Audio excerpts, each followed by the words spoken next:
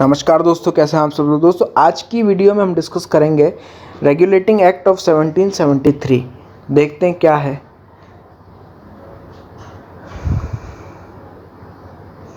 तो एक एक्ट पास हुआ जिसने ईस्ट इंडिया कंपनी के जितने भी जो डायरेक्टर्स हैं ना, उसमें उनको ऐसा बोला कि हर 1/4 डायरेक्टर जिसकी जो टर्म है वो 4 साल है, वो हर एक आदमी 1/4 डायरेक्टर्स जो हैं उस बोर्ड के, वो रिटायर होंगे हर साल और नए डायरेक्टर्स इलेक्ट होंगे। आप मोटा मोटा ये समझो कि 1/4 डायरेक्टर रिटायर होंगे और नए इलेक्ट होंगे। ठीक है। वोटिंग पावर जो थी वो शेयर होल्डर्स की वो रेस्ट्रिक्ट कर दी थी। ठीक है। गवर्नर जनरल और काउंसिल मतलब काउंसिल टोटल 4 होंगी और एक गवर्नर जनरल होगा। ये अपॉइंट किया गया गवर्नर जनरल एंड काउंसिल को। अब 1773 में 4 थी काउंसिल, 74 में काउंसिल को 3 कर दिया कि काउंसिल 3 होंगी। ठीक है। लेकिन ये कलकत्ता में हुआ है। अब इनको जितनी ये जहाँ पर भी ये हैं, जैसे बिहार, बंगाल और उड़ीसा में, इनको सारी पावर मिल गई सिविल की और मिलिट्री की। ठीक है। पावर मिल चुकी है इनको। और साथ ही साथ वॉरेन हेस्टिंग को अपॉइंट किया गया as a first governor general. और बाकी के जितने भी जो 3 लोग थे काउंसिल को, उनको इंग्लैंड से ही बुलवाया गया, मतलब इंग्लिश मैन ही थे वो सारे के सारे। और ये सारे के सारे 5 साल तक ऑफिस होल्ड करेंगे। लेकिन किंग जो है उन किसी को भी आदमी को निकाल सकता है अगर जो डायरेक्टर्स हैं वो रिकमेंड करें तो रिमूवल के लिए। अब गवर्नर जनरल को अगर मेजोरिटी कोई चीज़ बोलती है तो मेजोरिटी वोट ओवर रूल नहीं कर सकता गवर्नर जनरल। भले ही वो गवर्नर जनरल है, लेकिन एक्ट ऐसा बोलता था कि मेजोरिटी वोट को ओवर रूल नहीं किया जा सकता। मतलब कि 4 लोग हैं टोटल, अब 4 में से 3 कोई बोल रहा है और गवर्नर जनरल कुछ बोल रहा है तो मेजोरिटी की बात ही मानी जाएगी। तो इस चक्कर में क्या हुआ ना, गवर्नर जनरल कई सारे रिफॉर्म्स लाना चाह रहा था, वो पास ही नहीं कर पाया वो, क्योंकि उसका अपोज ही इतना हुआ। ठीक है। अब एक और चीज़ कर दी कि कलकत्ता प्रेसिडेंसी जो थी ना, उसको बोल दिया कि वॉर टाइम पर मद्रास और बॉम्बे प्रेसिडेंसी आपके अंडर आ जाएगी, आप रेगुलेट करोगे। कलकत्ता को सुपीरियर बना दिया, मद्रास और बॉम्बे को उसके नीचे ले आए वॉर टाइम पर। ठीक है। और जितनी भी प्रेसिडेंसीज थी वो गवर्नर जनरल को रिवेन्यू की डिटेल्स या अदर इम्पोर्टेंट मैटर जो उनको लगता है वो गवर्नर जनरल को भेजेंगे वो लोग। अब क्रिएशन हुआ सुप्रीम कोर्ट का कलकत्ता में। Section 13 of the act establish करता है supreme court at Calcutta by a royal charter.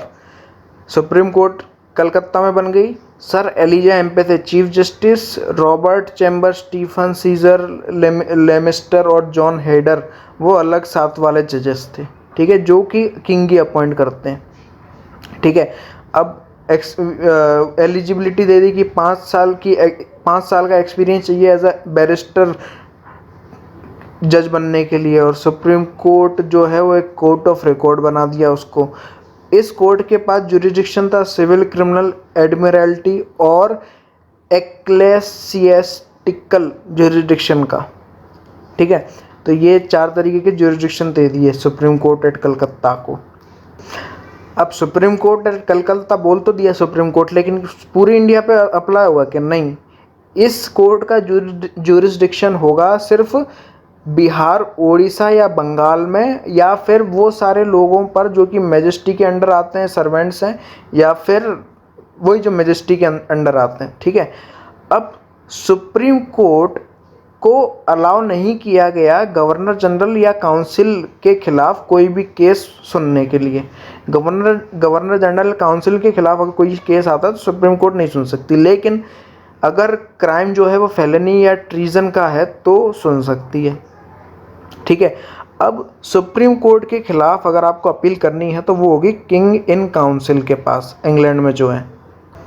अब गवर्नर जनरल काउंसिल के पास ये पावर थी कि वो लॉज बना सकती है, लेकिन उसकी एक कंडीशन थी कि वो जो लॉज वो बना रही है उस पहले सुप्रीम कोर्ट के पास जाकर रजिस्टर करवाए, सुप्रीम कोर्ट से ऑथराइजेशन ले और उसके बाद वो कर ले।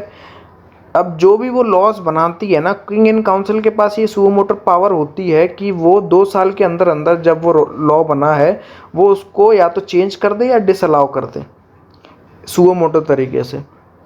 अब जो governor general and council, supreme court of जजेस एंड इट्स ऑफिसर, उनको अलाउ नहीं था किसी भी तरीके का प्राइवेट ट्रेड कर इंडिया में प्राइवेट ट्रेड करने के लिए, और किसी भी तरीके का वो गिफ्ट्स या प्रेजेंट्स नहीं ले सकते थे, उनको फॉरबिड कर दिया गया हर तरीके से। अब इस एक्ट के जो रेगुलेटिंग एक्ट है इसके कई सारे क्रिटिसिज्म भी हैं। अब सबसे पहला क्रिटिसिज्म तो यही है कि गवर्नर जनरल और काउंसिल के बीच में हमेशा कॉन्फ्लिक्ट बना ही रहता है। क्यों? क्योंकि उन्होंने एक क्लॉज लिया है ना कि मेजोरिटी को ओवर रूल नहीं किया जा सकता, तो इस चक्कर में हमेशा कॉन्फ्लिक्ट में ही रहते थे ये लोग। आप देखोगे, अगर आपने देखा हो राजा नंद कुमार केस और ये सारे केसेस, उसमें आपको समझ में आया होगा कि यार ये कॉन्फ्लिक्ट में ही रहते थे हमेशा जब देखो तब। एक और क्रिटिसिज्म ये था कि जो कलकत्ता प्रेसिडेंसी थी उसको थोड़ा उन्होंने एम्पावर कर दिया, सुपीरियर बना दिया, और बॉम्बे मद्रास को उसके नीचे ले आए। इस चक्कर में क्या हुआ ना, खुन्नस में आ गए तीनों प्रेसिडेंसीज आपस में। ठीक है, आप खुद सोचो, अगर आपका साथ वाला है उसको प्रमोशन मिल जाए तो थोड़ा वो होगा कि नहीं होगा। तो यही चीज़ यहाँ पर भी वही चीज़ हो गई, सेम टू सेम चीज़। ठीक है, एक और चीज़ दिक्कत आ रही थी, दिक्कत नहीं, उसमें समझ में नहीं आ रहा था कि रेगुलेटिंग एक्ट के जो प्रोविजंस हैं उससे ये समझ में नहीं आ रहा था कि ये जो ब्रिटिश ईस्ट इंडिया कंपनी है ये सारा काम किसके अंडर कर रही थी, ब्रिटिश क्राउन के अंडर कर रही थी कि मुगल एम्पर के अंडर कर रही थी, समझ में ही नहीं आ रहा था ये चीज़। ठीक है, और एग्जीक्यूटिव और जुडिशरी के बीच में भी जो डिस्प्यूट्स थे वो शुरू होने लगे और बढ़ गए, आप ये मान के चलो। ठीक है, अब एक और चीज़ थी रेगुलेटिंग एक्ट में, ये लिखा हुआ था कि सुप्रीम कोर्ट का जो जुरिस्डिक्शन है वो हर ब्रिटिश सब्जेक्ट के ऊपर होगा, लेकिन ब्रिटिश सब्जेक्ट कहीं डिफाइन नहीं किया हुआ। तो ब्रिटिश सब्जेक्ट मतलब क्या? तो ये कुछ क्रिटिसिज्म है इस एक्ट के कि क्या क्या हैं, तो ऐसा ऐसा है। तो दोस्तों ये था पूरा रेगुलेटिंग एक्ट। उम्मीद करता हूँ आपको समझ में आया होगा। हम फिर मिलेंगे किसी नई वीडियो के साथ, तब तक थैंक यू वेरी मच।